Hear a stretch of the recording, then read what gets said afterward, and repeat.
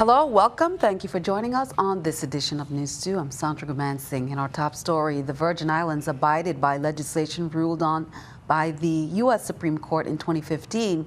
Gay marriage is now legal in the territory. However, legislation and dialogue on matters that affect the LGBTQ community in the territory has been scarce.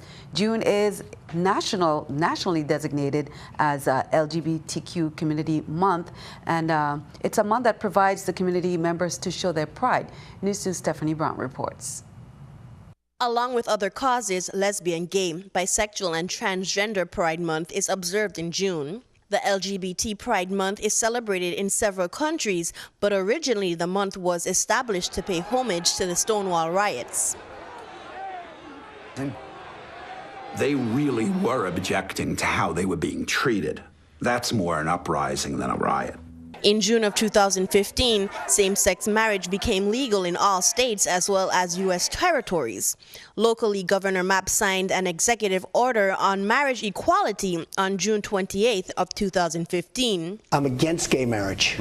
With a new president in the White House that has supported discriminative LGBTQ bills, the annual Los Angeles Pride Parade reorganized as part of the Resist March against Donald Trump. If he thinks he can mess with the LGBT community, he better look at what happened right here in West Hollywood. The event brought Planned Parenthood, Black Lives Matter, and LGBTQ advocates together. Locally, no events have been publicized, which begs to question the territory's openness to have dialogue on issues that affect LGBTQ community members in the territory. For News 2, I'm Stephanie Shalana Brown. Now, News 2 reporter Stephanie Brown reached out to several known LGBTQ residents. However, by news time, no one agreed to be recorded. Well, in February of this year, Yacht, a Caribbean Airlines based out of Antigua, they announced that they would no longer provide flights from St. Croix as of March 1st, and St. Thomas flights stopped today. Senator Alicia Chucky Hansen made some public statements informing that she has stressed the importance of being vigilant in protecting the territory's tourism product. Senator Hansen also informed that she would like to hear from the Commissioner of Tourism on what economic impact the changes stand to have here in the territory. Here's more. Have no doubt that I am happy for the people of Tortola for their accomplishment in gaining convenience and positive economic impact. But what has become positive for them, it must be a negative for the United States Virgin Islands and our economy. How can officials of our government be silent on this? We are sliding off the radar very rapidly, and we better wake up. According to all my conversations at Sea Trade just this year, the government of the Virgin Islands has become too complacent. Legislatures are working towards making September an awareness month that will hopefully motivate men in the territory to get regular checkups. In a committee meeting on health, hospitals, and human services at the Senate, members of the 32nd legislature shared their experiences of friends and family members battling prostate cancer, which has propelled them to establish a Virgin Islands Prostate Cancer Awareness Month. Here's more from that session. For me, the unfortunate part about it is that over the past 10 years, I've lost 3 friends, acquaintances due to prostate cancer. But the individuals, unfortunately, for one reason or the other, refuse to get checked. We have to just go beyond September. Talk to your loved ones. Talk to your friends. Say, go ahead and get this prostate exam. It's not the most comforting situation to be in, but all of us as men, especially middle-aged men, have to make it a part of our lives. Well, here's an update. The legislature of the Virgin Islands Lagoon Street Complex on St. Croix, meanwhile, will be reopened on Thursday, June 15th, for regular business. Based on an assessment that was made, the Virgin Islands Waste Management Authority informed the legislature that there are no longer releases of effluent and the repair and cleanup work, including sanitization, will be completed by midnight tonight or earlier. Well, a hearing of the Senate's Education, Youth and Recreation Committee was canceled today. The legislature's division saying the complex would be closed immediately. They issued a statement around 1:30 on Tuesday, and that was due to the sewage line repairs at the request of the VI Waste Management Authority. Again, legislature of the VI Lagoon Street complex will be opened on Thursday for regular business. Yacht Haven Grant on Wednesday, they issued a statement regarding the incident that occurred at Brewers Bay on Sunday, where a vessel with 3 Caucasian men was seen prominently displaying a Confederate flag. The men, according to Yacht Haven, were guests of its marina, with the company being made aware of the Sunday incident on Monday. Yacht Haven Grand were made aware of the inappropriate actions, behavior of some marina guests Monday afternoon, they said. The 12th of June, 2017, Yacht Haven Grand took the immediate decision to remove the offending crew and vessel from the marina. As such, the vessel departed. Yacht Haven Grand that same evening reads the statement. It adds, as a multicultural international company, IGY Marinas and therefore Yacht Haven Grand take this form of an inappropriate behavior very seriously. We, as part of the St. Thomas community, feel this was the correct and appropriate action. The Sunday incident received immediate and united backlash from Virgin Islanders, with multiple people capturing the pictures, the site there, and sharing it on social media. And as we reported on Tuesday, Acting Governor Osbert Potter denounced the incident that occurred on Sunday, whereby the dinghy with multiple occupants approached the shores with the flag prominently displayed alongside the American flag on the boat. And this took place again during the Floatapalooza event, which was a fundraiser for My Brother's Workshop. The attendees at the event were enraged and expressed concerns and offense towards the flying of the Confederate flag. Potter said the Confederate flag is not welcomed, not accepted, nor tolerated in the Virgin Islands under any circumstances. The Confederate flag represents divisiveness, bigotry, slavery, and oppression, and he ordered the perpetrators of the offense to cease and desist immediately, and stated that the flying of the Confederate flag is not welcomed neither on the waters or on land in the United States Virgin Islands. Meanwhile, the organizer of the Floatapalooza event, Harold DeFries, he shared his concerns as well. Here's what he had to say. I've been actually really proud on how the community came together. Yacht Haven Grand, I read, asked them to leave once they were notified they were staying there. It was very, very obvious through the community that nobody was standing with these people. It was a yacht that was staying in Yacht Haven Grand. I think 2 of them were Australian and 1 of them was from like southern Tennessee or something. And yeah, it was just really stupid kids doing something stupid, trying to get a rise out of people, which they did. And but I really feel like it was handled appropriately. You know, a lot of people got really angry, but everybody kept their head cool. Everybody's riding the owners of the boat as well. Like we have some little detectives on St. Thomas who found all the information for the owners of the boat and the company, and they're letting them know how they feel about it. And I mean, I think that's the appropriate way to go. You know, we're not going to go down there and burn the boat. We're going to take care of it the appropriate way. Be sure to tune in. We'll share more about the Floatapalooza event, including funds raised. The USS Gabrielle Giffords, which is the Navy's newest littoral combat ship, was brought to life by her crew before a crowd of nearly 2,500 guests at Pier 21 at the port of Galveston, Texas. That was on June 10th. Following the commissioning, Jill Biden, the ship's sponsor and wife of former Vice President Joe Biden, gave the time-honored Navy tradition of ordering the crew to man our ship and bring her to life. Now, the crowd sounded its approval as the crew ran aboard the ship to man their assigned stations and complete the ritual of bringing the ship into active service and ending a story that began more than 5 years ago. In 2012, then Secretary of the Navy Ray Mabus announced the future ship's name as USS Gabrielle Giffords became the 16th U.S. Navy ship to be named for a woman and the 13th ship to be named for a living person since 1850. The ship is commanded by Navy Commander Keith Woodley, and he is a native of St. Thomas right there. U.S. Virgin Islands. He leads the core crew of 50 officers and enlisted personnel. Now, during the ceremony, Woodley praised the crew for their dedication and hard work in getting the ship ready for service. The 3,200-ton ship was built by Austal USA in Mobile, Alabama. Ship is 421 feet long, has a beam or width at the waterline of 103 feet, and a navigational draft of 15 feet. The Gabrielle Giffords uses 2 gas turbine and 2 diesel engines to power 4 steerable water jets capable of propelling the ship to speeds in excess of 40 knots. USS Gabrielle Giffords will depart Galveston and begin her transit to her home port in Naval Base, San Diego. We want to say congrats to our Navy commander there, Keith Woodley. Well, keeping our eye on the economy, let's take a look at the stock market watch at the New York Stock Exchange. According to the numbers, we can see the Dow up 46, NASDAQ and S&P down.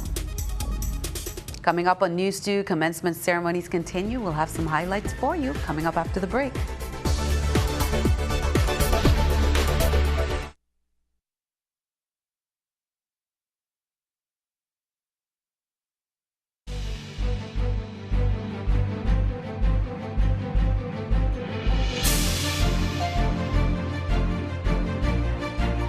Welcome back. Majority Whip Steve Scalise, one of 5, shot this morning when a gunman opened fire on Republican congressional baseball players in Virginia, hitting Scalise in the hip and wounding a congressional staffer, a lobbyist, and members of the Capitol Hill Police who were there protecting the Majority Whip in what sources are calling a deliberate attack.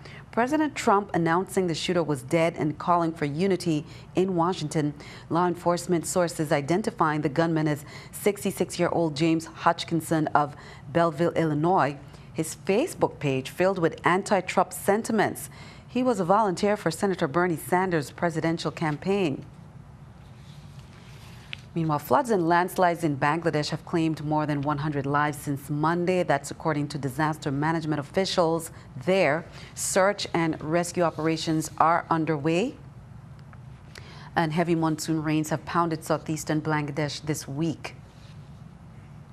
Going back to that story there, Congresswoman Stacey Plaskett, our VI delegate to Congress, issued the following statement condemning the senseless violence at a congressional baseball practice in Virginia that we just reported, while offering some sympathy for the victims. She says the senseless attack that took place this morning targeting members of Congress at a congressional baseball practice is a reminder of the rampant gun violence plaguing America.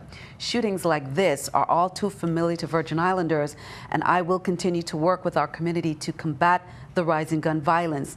She said, I offer my prayers to all those injured today, including my colleague, Congressman Steve Scalise, congressional staff member, and the brave members of the U.S. Capitol Police and other law enforcement whose rapid response to the gunfire saved lives. She said, we do not yet know all of the facts surrounding the shooting, and we look forward to getting those in details soon. She said, I want to thank the people of the Virgin Islands for all the calls of concern today. Meanwhile, graduations continue, but we want to share Career Day was held on June 14 at the Ricardo Richards Elementary School for the kindergartners. Various community helpers attended, the public from private and public sectors. They gave some presentations about their careers to the students. Over 50 students participated, dressed in their chosen occupation as chef, nursing, fireman, lawyer, doctor, contractor, astronaut, teacher, and many other occupations. Police Chief Winsbott McFarlane was invited to do a presentation on policing. He covered interesting topics, engaged the students, and asked why they chose their careers. Chief McFarlane acknowledged the students for their chosen career. It was inspired by the 10 students who chose law enforcement. 6-year-old Aiden Johnson, who was dressed as Chief McFarlane, and 6-year-old Amani Navarro was dressed as Police Commissioner Delroy Richards. Other students were dressed as patrol, SWAT, and military police officers. McFarlane told the students that a police officer has many important duties that are part of his job. Some of these duties include helping people in trouble, providing first aid if someone is hurt, finding people who get lost, making sure that everyone obeys laws, looking for and catching people who break laws, and patrolling areas to make sure everyone stays safe. Job well done there. Well, Peter Gruber International Academy's director, Gloria Zakers, opened up the 2017 graduation. Graduating senior Leah Trotman, she sang the national anthem and the VI March. Class speaker Leah Trotman again addressed her classmates. The PGIA salutatorian, Claudia Walker, and PGIA valedictorian, Allison Barch. These students, they shared some inspirational words to their classmates. Now, the school is a Montessori and International Baccalaureate World School offering globally acclaimed Montessori and international programs. They educate in a green school environment with a focus on Spanish infusion and international mindedness for toddlers through 12th grade. Congrats to the students there. The St. Thomas Adult Education Commencement that was held on Sunday at the CAHS Auditorium. 33 graduates received those diplomas. The Adult Continuing Education program allows adults to resume their education during night classes and earn their diplomas. The graduates represented different ages and backgrounds. The Val was Jenny Lewis and the Sal, Mahalia Joseph. Meanwhile, the Adult Secondary Education program graduation was held on St. Croix before family, friends, and supporters. The class had 29 graduates who received acclimates at the St. Croix Educational Complex Auditorium on Thursday. The class represented different age groups and backgrounds. The salutatorian was Jariah Lancicut, and the valedictorian was Enrique E. Beres. Berlina Wallace-Berube, a director at the Virgin Islands Department of Health, was the keynote speaker, and she shared some very inspirational words. Georgine Wright was the only graduate at her graduation on Tuesday night at the Tutu Church of God Academy. Students at that school progress in a different manner right after they have proven they have mastered the material and not necessarily based on age. Now, the 17-year-old has had a busy school year serving on the student council, winning the Poetry Out Loud title for her school, and now heading to the University of Central Florida, where she was accepted early. Wright, coincidentally, like the famous Wright brothers, is determined to become a pilot, an engineer, and in the future, an astronaut. Congratulations to all our students doing a wonderful job. Stick around, and News2 AccuWeather forecast is coming up next.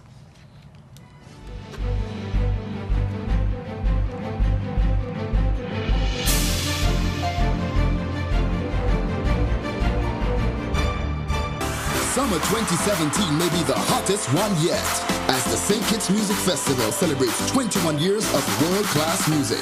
From June 22nd to the 24th, come and experience the intoxicating beauty of St. Kitts, while enjoying sizzling hot performances by Third World, Shabba Ranks, Kugu Dolls, Mavado, Jackie, and a whole lot more. Follow your heart to the St. Kitts Music Festival this June. It's sure to be an experience like no other.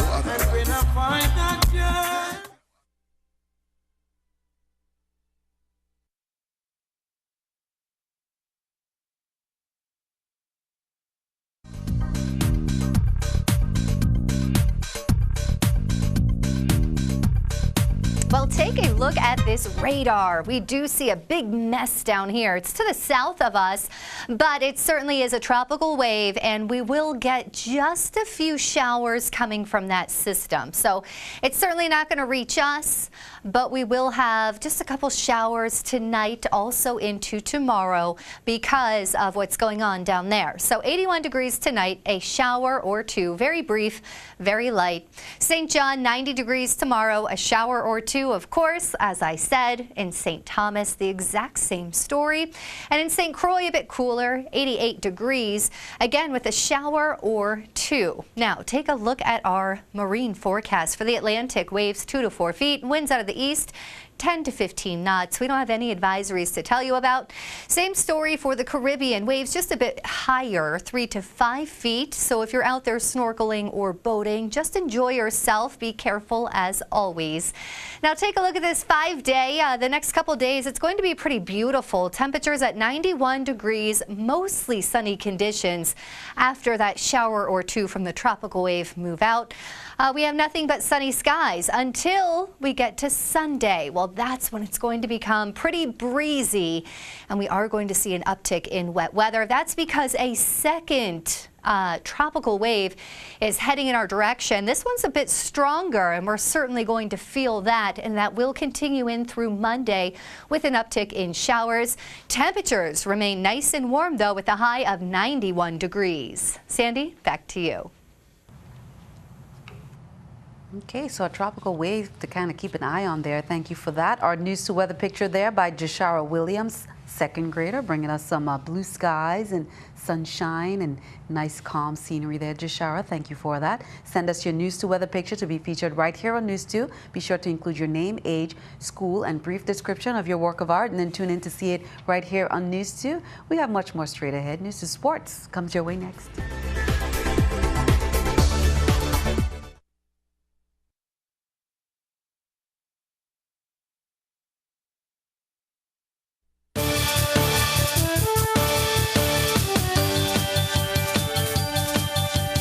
I'm Gary Anthony, and this is News 2 Sports.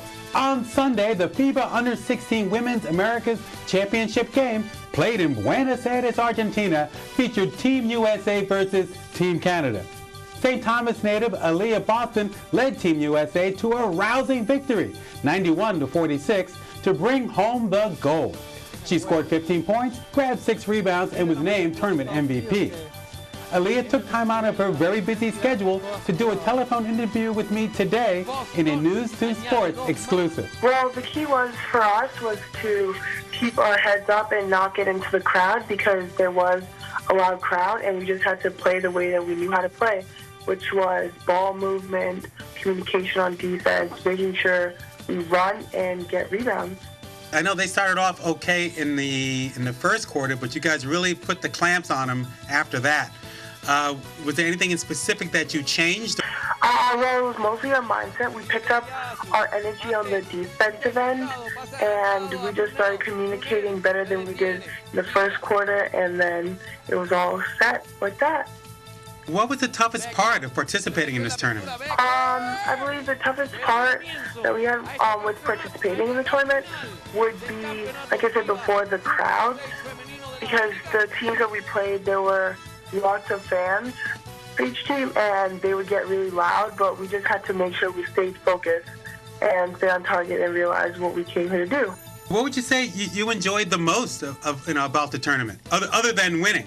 I enjoyed being able to play with girls that I haven't played before, because we had a lot of great talent on that team, and it felt great to be able to play with people that I haven't before. Were you surprised when they announced that you were the MVP of the tournament? I was surprised, but I was also honored, because, like I said, there's really great talent on our team, and that there was great talent throughout the entire tournament, and it felt really good to know that they saw something in me to name me MVP. What are you doing for the rest of the summer? Well, right now I'm in New York, and I will be in New York training with my AAU team until July, when we go to Chicago, Atlanta, Kentucky, and we go one more place, but I kind of forgot the name. Thank you very, very much again for your time. Wish you nothing but continued success. Thank you so much. Again, congratulations, Team USA and Aaliyah Boston. That's it for sports. Sandy, back to you. Congrats, Aaliyah and Mom Cleo, and I know you're beaming proud there. Thank you for that, and thanks for catching up with us.